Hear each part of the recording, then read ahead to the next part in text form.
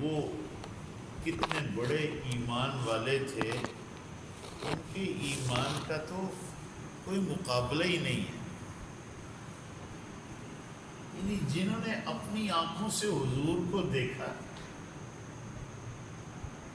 قرآن پاک حضور پر اترتا دیکھا، اور حضور علیہ السلام کی شان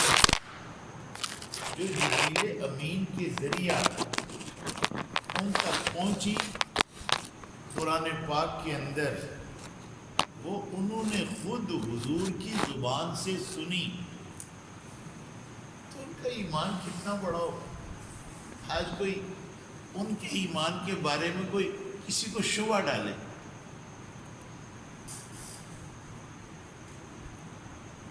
قربان جائیں۔ یہ جو میں نے 3 آیتیں پڑھی ہیں نا جی، ان 3 آیات میں اللہ رب العزت نے غزوہ احد کو اور غزوہ بدر کو بیان کر دیا ہے۔ تفصیل تو آگے بھی ہے، درمیان میں بھی ہے۔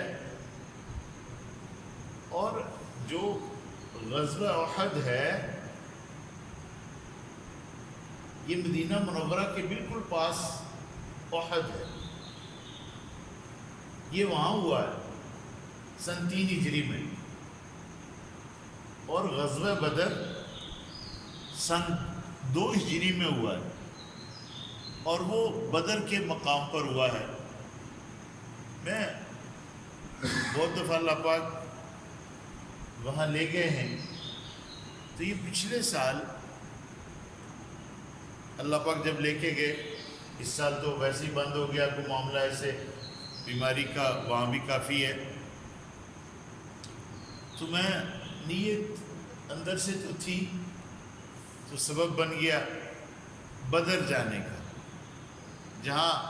بدر کا مقام ہے وہاں ایک شہر آباد ہے اس وقت، تو وہاں اللہ کے حبیب صلی اللہ علیہ وسلم لڑائی کی نیت سے نہیں گئے تھے، وہ ایک قافلہ کی اطلاع تھی کہ ابو سفیان ایک قافلہ تجارت کا، مالی معاملات ان کے پاس ہیں، وہ لے کے اس طرف سے گزر رہا ہے، تو حضور علیہ السلام نے نیت کی کہ انہیں جا کر پکڑتے ہیں۔ اللہ پاک نے کچھ اور چاہا ہوا تھا، وہ تو مال کی نیت سے نکلے تھے، لیکن اللہ پاک نے فرمایا 2 چیزوں میں سے ایک چیز تو ہوگی۔ تو یہ تو غزوہ بدر حضور علیہ السلام کے ساتھ 313 یا 315 حضرات صحابہ، انصار، مہاجرین، اور وہ ایسے لوگ تھے کہ جب حضور پاک صلی اللہ علیہ وسلم نے یہ فرما دیا کہ وہ ابو سفیان کا قافلہ تو دوسری طرف سے چلا گیا، اور وہ مکہ مکرمہ بقریت پہنچ گئے، اور انہوں نے جو مال حاصل کیا تھا آگے وہ مکہ مکرمہ والوں کو پتہ چلا، تو انہوں نے کہا یہ تو ان پر ہی جا کر لگائیں گے ان کے مقابلہ میں۔ تو پوری انہوں نے تیاری کی، اور وہ پوری تیاری کے ساتھ ابو جہل اپنا لشکر لے کر وہ ان کی طرف آیا۔ اب جب آئے ان کے ساتھ سارا ساز و سامان بھی تھا، سب کچھ تھا، اور ان حضرات کے پاس تو کچھ نہیں تھا، چند تلوار، چند زریں، چند گھوڑے، چند اونٹ، نوبہ فنوبہ ان اونٹوں پر سوار ہوتے تھے۔ اب جب اس مقام پر آ گئے تو آگے مقابلے کی صورت بن گئی، تو آپ صلی اللہ علیہ وسلم قربان جائیں، انصار سے پوچھا، مہاجرین سے پوچھا جو ان کے ساتھ تھے، تو انصار کہنے لگے لگتا ہے حضور آپ کا اشارہ ہماری طرف ہے، تو ہم آپ سے یہ نہیں عرض کریں گے اذهب انت وربك فقاتلا انا هاهنا قاعدون، جیسے موسیٰ علیہ السلام کے لوگوں نے کہا تھا آپ اگر ہمیں یہ حکم دیں کہ ان پہاڑوں سے کود جائیں، وہ اونچی جگہ ہے وہ، تو ہم یہاں سے کود جائیں، کوئی پرواہ نہیں، کوئی کچھ۔ اور پھر جب مقابلے کا وقت آیا تو قریشی نے کہا ہمارے سامنے تو کوئی قریشی آئے، یہ جو تم مدینہ منورہ کے لوگوں کو ہمارے سامنے لے آئے ہو، ان کا ہمارے ساتھ کیا مقابلہ ہے؟ تو حضرت علی کرم اللہ وجہ نکلے، کرم اللہ وجہ، ان کو لوگ کہتے ہیں سود اللہ وجہ، اللہ اس کا چہرہ سیاہ کرے۔ اللہ نے، اللہ کے حبیب صلی اللہ علیہ وسلم نے ساتھ میں جب علی کا نام آئے تو بولو کرم اللہ وجہ۔ حضور علیہ السلام کو ان سے بڑا پیار تھا اور انہیں حضور سے بڑا پیار تھا، اور ان کی محبت کو ایمان بتایا، پھر انشاءاللہ عرض کروں گا۔ تو وہاں بدر میں مقابلہ ہوا، حضور کی دعائیں تھیں کہ یا اللہ اگر یہ تھوڑی سی جماعت یہ آج ختم ہو گئی تو تیرا نام لینے والا کوئی نہیں ہو۔ اور ساری رات حضور علیہ السلام دعا کرتے۔ ابو بکر رضی اللہ تعالیٰ عنہ کہنے لگے اللہ کے رسول اللہ کی مدد آ گئی، اور اللہ نے پھر فرشتے بھیجے، 1000 3000 اور 5000 فرشتوں کا وعدہ فرمایا۔ قربان نے حضرت عباس رضی اللہ تعالیٰ عنہ کو بھی، ایک چھوٹے صحابی جو ان سے ذرا بعد میں حضرت عباس وہ تو حضور کے چچا صحابی بنے، اس وقت تک نہیں تھی، تو آپ کہنے لگے کہ مجھے اس نے نہیں پکڑا، مجھے پکڑنے والا کوئی اور تھا۔ اللہ کے فرشتے ہوتے ہیں، وہ جیسے کسی شاعر نے کہا فضائے بدر پیدا کر، فرشتے تیری نصرت کو اتر سکتے ہیں گردوں سے، کتار اندر کتار اب بھی۔ تو کوئی واپس جانے کے لیے تیار نہیں تھا۔ اللہ نے بارش کے ذریعے ان کی مدد کی تھی کہ جس طرف یہ تھے وہاں ریتیلی زمین تھی، اور جس طرف دشمن تھے وہاں چکناٹ والی مٹی جو ہوتی ہے، چکنی مٹی وہ تھی۔ اب بارش ہو چکنی مٹی پر وہاں تو کیچڑ ہو جاتا ہے، اور ریت کی طرف، ریت پر بارش ہو تو وہ سخت زمین بن جاتی ہے۔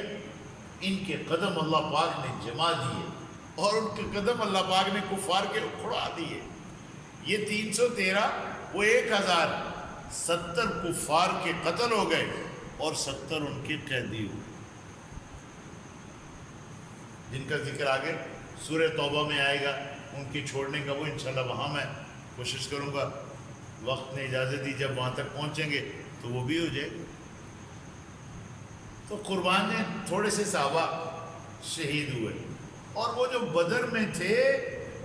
ان سے میرے اللہ نے فرمایا اے اہل بدر تمہارے اگلے پچھلے سب معاف ہیں، پچھلے ہی نہیں صرف اگلے بھی سب معاف۔ اب اللہ نے تو اگلے پچھلے معاف کیے ہوئے ہوں، اور یہ 15ویں صدی کے لوگ پکڑ کے بیٹھ جائیں۔ 15ویں صدی میں لوگ ان کو پکڑ کے بیٹھ گئے، اور حضرت ابو بکر رضی اللہ تعالیٰ کی ایمان پر بھی شبہ کریں، وہ جن کو قرآن نے صدیق کہا، اور جن کے بارے میں قرآن نے ثانی اثنین کہا، اور جن کے بارے میں قرآن نے اذ ہما فی الغار، حضور اور وہ ہما کی ضمیر صرف ان دونوں کی طرف، جن کو قرآن نے یہ کہا، ان کے ایمان کے بارے میں یہاں 15ویں صدی میں کوئی بھی کہے اذ یقول لصاحبی کی ہی ضمیر یہ لوٹتی ہے ابو بکر صدیق کی طرف، لا تحزن، یہ ضمیر لوٹتی ہے مخاطب کی، حضور مخاطب کر رہے ہیں کسے؟ حضرت ابو بکر صدیق رضی اللہ تعالیٰ عنہ کو، لا تحزن ان اللہ معنا، لا تحزن، ابو بکر غمگین نہ ہو، ان اللہ معنا، بے شک اللہ ہمارے ساتھ۔ وہ جو حضور کے یار غار بھی اور جو حضور کے یار مزار بھی۔ آپ فرمایا کرتے تھے خرجت انا و ابو بکر، میں نکلا ابو بکر نکلے، خرجت انا و عمر، دخلت انا و ابو بکر، دخلت انا و ابو بکر و عمر۔ قربان جائیں، ہمارے محدثین فرماتے ہیں جیسے حضور فرمایا کرتے تھے ایسے ہی آج دفن ہے ایک ہی جگہ پہ۔ پہلے حضور دفن ہوئے، پھر یار غار دفن ہوئے، پھر وہ عمر فاروق دفن ہوئے۔ وہ کتنے بڑے آدمی تھے، حضور کے سسر تھے اور مراد رسول تھے، دعائے رسول تھے۔ لو کان بعدی نبی لکان عمر، وہ جن کے ایمان کے ذریعے اللہ نے مسلمانوں کو قوت دی، عزت دی، ان کا ایمان اور ان کی خلافت یہ رحمت تھی۔ تو صدیق اکبر بدری ہیں، عمر بدری ہیں، عثمان بدریوں میں شمار ہیں۔ حضرت عثمان، ان کی اہلیہ بیمار تھی، حضور چھوڑ کے آئے تھے تو فرمایا اس کا نام بھی بدریوں میں لکھو۔ وہ ذو النورین، دو نور والا، حضور کی دو صاحبزادیاں حضرت ام کلثوم اور حضرت رقیہ، یہ کے بعد دیگرے، اور حضور نے فرمایا تھا کہ اگر ان کے بعد بھی میری کوئی اور صاحبزادی ہوتی تو میں ان کے نکاح میں دیتا۔ حضرت علی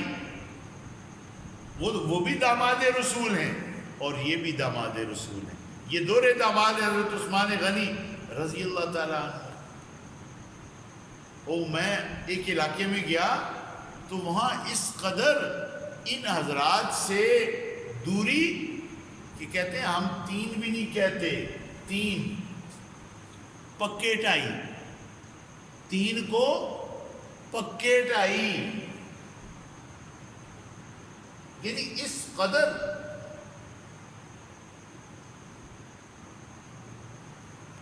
تو غزوہ بدر میں جو لوگ شریک ہوئے اللہ نے انہیں کامیاب کیا، اور 70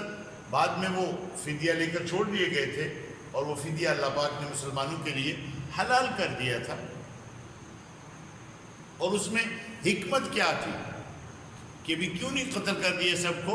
ان میں بہت سارے ایسے تھے جنہیں اللہ پاک کی ذات علی نے ایمان کی دولت سے مالا مال کرنا تھا۔ بعد میں وہ ایمان لائے، بڑے بڑے لوگ بنے۔ حضرت ابو بکر رضی اللہ تعالیٰ عنہ کے بیٹے تھے حضرت عبد الرحمن، وہ بھی وہ کفار کی طرف سے آئے تھے، کفار کی طرف سے، بیٹا کفار کی طرف ہے اور باپ۔ اور ایک دفعہ کسی موقع پر جب بعد میں مسلمان ہو گئے تو کہنے کہ ابا جان، وہ بدر والے دن آپ میری تلوار کے نیچے آ گئے تھے تو میں نے آپ کو باپ سمجھ کر چھوڑ دیا، تو ارشاد میں تو میری تلوار کے نیچے آتا تو میں تجھے بیٹا سمجھ کے نہ چھوڑتا۔ ایسے لوگ تھے ایمان والے۔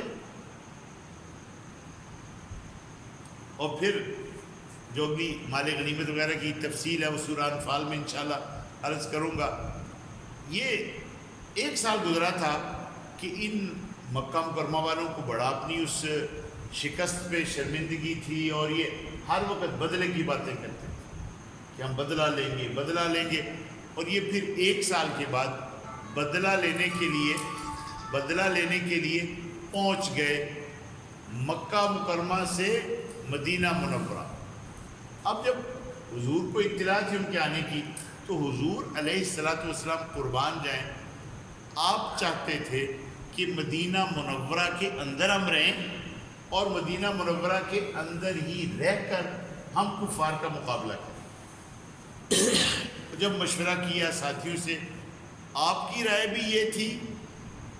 اور کچھ اور دوستوں کی رائے بھی یہ تھی۔ کچھ حضرات ایسے تھے جو غزوہ بدر کے موقع پر جا نہیں سکے تھے اور وہ بعد میں اس بات پر مصر تھے کہ اب جب موقع آئے گا تو ہم اس میں شریک ہوں گے اور ہم اپنی قوت کے، اپنی ایمانی قوت کے جوہر دکھائیں۔ اور مدینہ منورہ والوں نے بھی یہ کہا تھا کہ اگر ہم مدینہ منورہ کے اندر رہ کر ہی مقابلہ کرتے ہیں تو شہر کے اندر وہ آئے گا اس سے ہم نمٹ لیں گے۔ لیکن یہ جو نوجوان صحابہ تھے، حضرات تھے، ان میں کچھ کی رائے ایسی بنی کہ قربان جائیں آقا دو عالم صلی اللہ علیہ وسلم، دو جہاں کے سردار، نکلنے کے لیے تیار ہو گئے اور آپ نے زرہ پہن لی، خود پہن لیا اور آپ نے ہتھیار لے لیے اور آپ نکلنے کے لیے تیار ہو گئے۔ کفار 3000 اور یہ لوگ 1000۔ اور بعد میں جب لوگوں کو حضور کی منشا کا پتہ چلا کہ حضور کی منشا تو یہ تھی کہ مدینہ منورہ میں رہ کر مقابلہ کیا جائے، تو حضور چونکہ ہتھیار لگا چکے تھے، نکلنے کا اعلان کر چکے تھے، تو جب لوگوں کی بات حضور تک پہنچی کہ جی لوگ تو اب یہ چاہ رہے ہیں،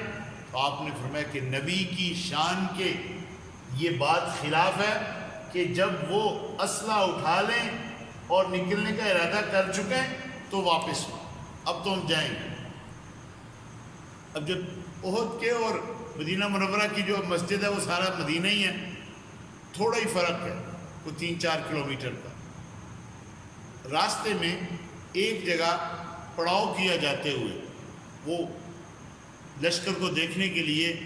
تو عبداللہ ابن ابی جو منافقوں کا سردار تھا وہ اپنے 300 لوگوں کو لے کر واپس ہو گئے،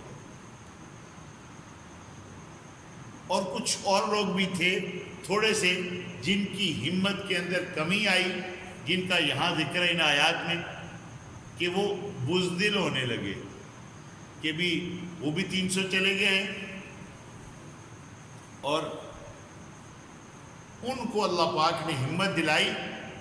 حضور علیہ السلام کی ان آیات میں کہ ہمت کرو، اب آگے جو اللہ پاک کے طے تھا وہ ہونے والا تھا۔ حضور علیہ السلام نے لشکر کو دیکھا، یہ جو مقاعد للقتال کہ آپ لشکر کو درست کر رہے تھے کہ آپ نے یہاں رہنا ہے، آپ نے یہاں جانا ہے، آپ نے یوں مقابلہ کرنا ہے، اور 50 آدمیوں کو سرور کونین صلی اللہ علیہ وسلم نے، جہاں آج شہدائے احد دفن ہے اس کے قریب ایک چھوٹی سی پہاڑی ہے، اس پر آدمی بڑی آرام سے چڑھ جاتا ہے، جو بھی جاتے ہیں ماشاءاللہ شوق میں وہاں چڑھتے ہیں۔ وہاں 50 لوگوں کو مقرر فرمایا تھا اور ان حضرات سے یہ فرمایا تھا کہ بھی کچھ بھی ہو جائے تم وہیں رہنا۔ حدیث کی کتابوں میں لکھا، ایک تو میں پڑھ کر کہ اگر ہمارے ٹکڑے ٹکڑے بھی ہو جائیں تو تم نے اپنی اس جگہ کو نہیں چھوڑنا۔ اب جب حضور علیہ السلام نے لشکر کو ترتیب دی اور مقابلہ ہوا،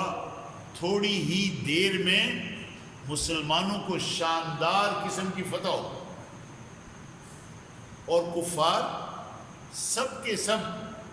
باغ کھڑے ہوئے، پیچھے مڑ کر نہیں دیکھ رہے تھے۔ اب یہ حضرت عبداللہ ابن جبیر رضی اللہ تعالیٰ عنہ کی عمارت میں 50 لوگ، اکثر ان میں سے 605 میں پڑ گئے کہ یہ فتح ہو گئی ہے، اب ہمارا یہاں رہنا۔ اب جو انہیں فرمایا گیا تھا،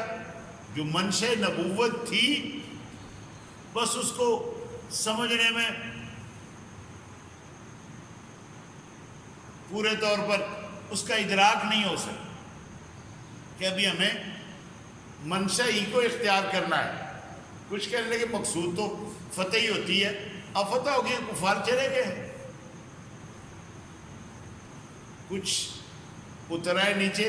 تھوڑے سے رہ گئے چند ایک۔ اب جب اس طرف سے دشمنان اسلام نے دیکھا میدان خالی ہے، ہم اس طرف سے حملہ کر سکتے ہیں، تو اس طرف سے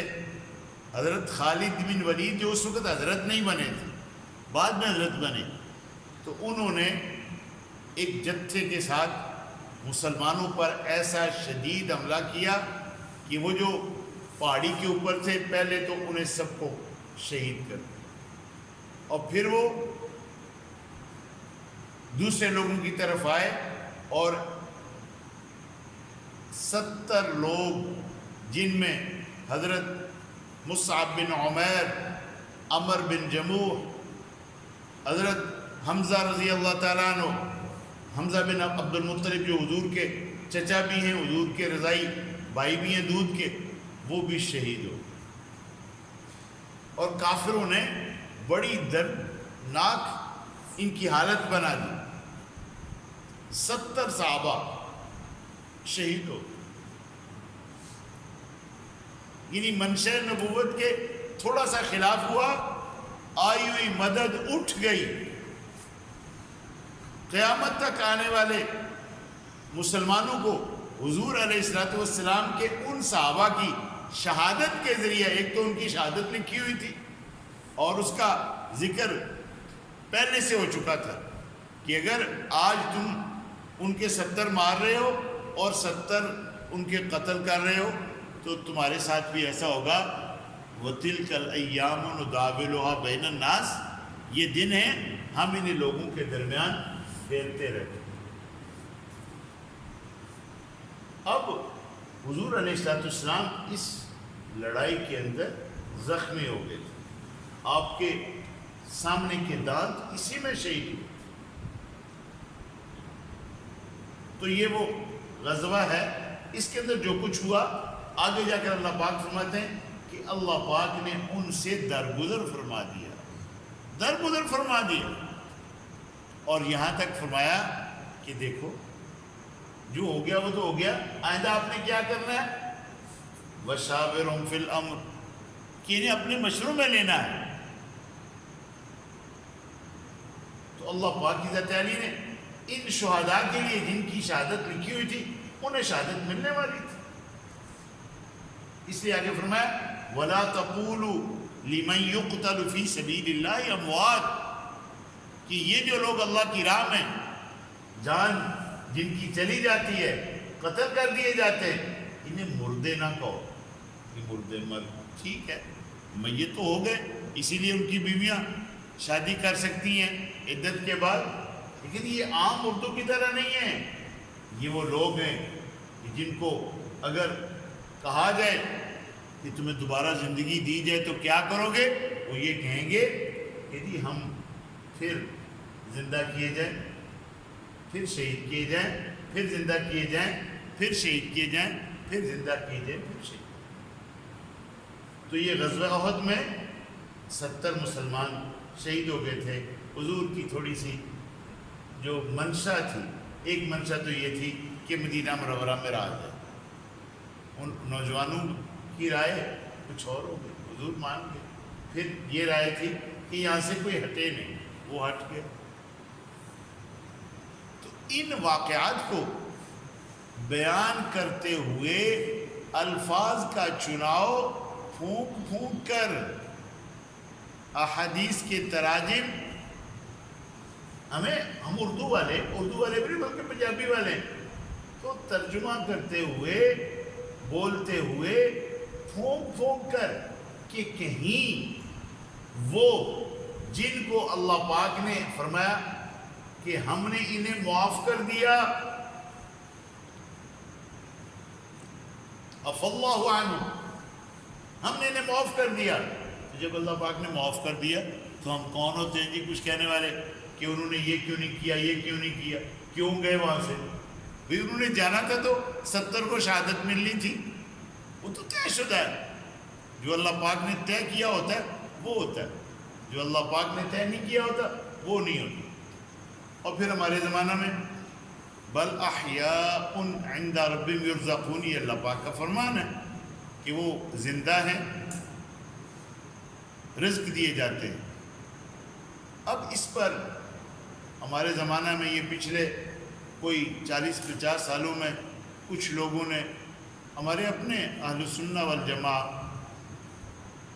ان حضرات کے اندر مردوں کی بحث چھڑ گئی کہ مردہ سنتا ہے یا نہیں سنتا۔ بھی مردوں کو سنا کر تم نے کرنا کیا ہے؟ اگر وہ سن لیں گے تو تمہیں جواب نہیں دیں گے۔ قرآن پاک میں وَلَوْ سَمِعُوا مَا اسْتَجَابُوا لَكُمْ إِن تَدْعُوهُمْ لَا يَسْمَعُوا دُعَاءَكُمْ، کہ اگر تم انہیں پکارو گے تو تمہاری پکار کو وہ سنتے ہی نہیں ہیں، اور اگر سن لیں تو جواب ہی نہیں دے سکتے۔ إِنَّكَ لَا تُسْمِعُ الْمَوْتَى، تم مردوں کو نہیں سنا سکتے۔ اور حقیقت یہ ہے کہ جو مردے کا سننے کا مسئلہ ہے نا، وہ ہے کہ جب دفن کیا جاتا ہے اور روح کو لوٹایا جاتا ہے اور منکر کی سوال کرتے ہیں تو اس کو تو روح لوٹی ہوتی ہے۔ اس کو بھی بعض حضرات وہ حدیث کے ذوف کے اعتبار سے، میں تو ذرا حدیث کے مسئلے میں بہت نرمی اللہ پاک نے دی ہوئی ہے کہ جب حدیث ہے کہ ان کو راوی کا ذوف ہے تو وہ اللہ پاک کے علم میں ہے، تو وہ سننے کے اعتبار سے ہے۔ اور اس کا بھی دیکھیں، حضور علیہ السلام قبرستان میں تشریف لے گئے، آپ نے جبریل امین ساتھ تھے، جبریل امین نے فرمایا قم بإذن اللہ، جبریل کھڑا ہو جا۔ وہ ایک شخص نہایت خوبصورت عمدہ لباس اللہ کا نام لیتا ہوا کھڑا ہوا، آپ نے فرمایا لوٹ جا، وہ لوٹ گیا۔ پھر دوسرا وہ کیلی آنکھوں والا اور وحشتناک شکل، آئے شرمندگی آئے افسوس کرتا ہوا نکلا، آپ نے فرمایا لوٹ جا، وہ لوٹ گئے۔ اور جبریل علیہ السلام سے فرمائیں گے حضور جیسے مرتے ہیں ویسے جئیں گے۔ حضور علیہ السلام قبرستان میں تشریف لے جا رہے تھے، آپ نے فرمایا یہ جو دو قبروں والے ہیں نا، ان کو عذاب ہو رہا ہے۔ وہی کے ذریعے اللہ نے بتا دیا، آپ نے دو سبز شاخیں لی، ان پر گاڑ کہ جب تک یہ شاخیں سبز رہیں گی، کیونکہ ہر چیز اللہ کی تسبیح کرتی ہے اور یہ شاخیں بھی اللہ کی تسبیح کرتی ہیں، اس وقت تک انہیں عذاب نہیں ہوگا۔ یاد رکھیں، عذاب ہوتا ہے قبر میں، قبر کا عذاب حق ہے، لیکن میں آپ اگر کسی کی بھی قبر کھول لیں، کوئی قبر کھول لیں، ہمیں عذاب ہوتا ہوا دکھائی نہیں دیکھا، اس لیے کہ ان آنکھوں میں وہ دیکھنے کا اللہ نے وہ قوت ہی نہیں رکھی، یہ آنکھیں اس کا ادراک ہی نہیں کر سکتی۔ ایک روایت میں آتا ہے کہ انسانوں اور جنوں کے علاوہ جو قبروں میں عذاب ہو رہا ہوتا ہے، اس کا علم باقی تمام مخلوقات کو ہوتا ہے۔ اور یہ جانور بعض دفعہ قبرستانوں میں جو بدکتے ہیں نا، یہی وجہ ہوتی۔ تو عذاب قبر حق، جو حضور نے فرمایا حق، یہ منکر نکیر کے سوالات یہ حق۔ اور جنت میں جنت کی کھڑکی کا کھلنا اور قبرستان کی طرف اور فرشتے کا یہ کہنا کہ یہ جنت کا مقام، یہ دوزخ کا مقام، یہ حق ہے، ہم مانتے ہیں۔ جنت کا مقام بھی دکھا دیا جاتا ہے قبر میں، اور اگر کسی کا دوزخ ہے وہ بھی دکھا دیا کہ تو یہ عمل کرتے نیک تو یہ تمہارا ٹھکانہ جنت تھا، تم نے برے عمل کیے ہیں اس کا ٹھکانہ برے والوں کو یہ جہنم۔ تو محترم بھائیو، ہمیں حضرات صحابہ سے محبت، جن لوگوں نے اللہ کے دین کے لیے جانیں دے دی، اور اللہ نے جو باقی بچے جو جن سے منشا نبوت کے خلاف ہوا، جن کو اللہ پاک نے معاف فرما دیا، تو ہم کون ہوتے ہیں بھائی؟ کبھی بھی میں کسی کا نام نہیں لیتا، بعض لوگ اپنی مجالس میں بس یہ لفظ بول دیتا ہوں، حضرات صحابہ کرام رضوان اللہ علیہ مجمعین کے بارے میں اپنے مجمع میں ایسی باتیں کرتے ہیں کہ جن سے حضرات صحابہ کی شان میں کمی آئے اور ان کے خلاف لوگ بولنا کریں، پر یہ نہیں کریں۔ اللہ تعالیٰ مجھے بھی معاف فرمائے اور ہم سب کو۔ کہیں اس بیان میں کوئی لفظ ایسا نکل گیا جو غلط تھا، منشا کے خلاف تھا، یا جس کا ترجمہ کوئی اور نرم ہونا چاہیے تھا، میں نے بات کا سخت کر دیا، اللہ پاک مجھے معاف فرمائے، اور اللہ پاک ہم سب کو ہر قسم کی آفت مصیبت سے درگزر۔ الحمدللہ رب العالمین والعاقبۃ للمتقین والصلاة والسلام علی سید الانبیاء والمرسلین۔ اے اللہ پاک ہم سب سے راضی ہو، اے اللہ پاک ہمارے والدین سے راضی ہو، ہمارے اعزاء و اقارب سے راضی ہو جائے۔ اے اللہ پاک پوری دنیا سے اس کرونا وبا کو ختم فرما۔ اے اللہ پاک بہت سارے لوگ غریب ہیں، محتاج ہیں، اپنی روزی کمانے کے لیے بیچارے پریشان ہیں، ان کی پریشانیوں کو دور فرما۔ اے اللہ پاک ہمارے حاکموں کو بھی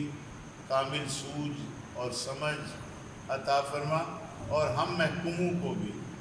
اے اللہ پاک جہاں جہاں بیماری نہیں ہے وہاں والے جتنے لوگ ہیں ان کے کاروبار، ان کی مساجد، ان کے مراکز سب کھول دیں، اور جہاں کوئی بیماری ہے تو ان کو اے اللہ پاک اس بیماری سے بچنے کی طاقت عطا فرما، اور علاج کی اگر ان کے ہاں کوئی ترتیب ہے تو ان کے علاج ہو جائیں، اور اگر علاج کی ترتیب نہیں ہے تو اللہ پاک تو اپنی رحمت سے اس بیماری کو وہاں سے اٹھا لے۔ ربنا تقبل منا انك انت السميع العليم وتب علينا انك انت التواب الرحيم، وصلى الله على النبي الكريم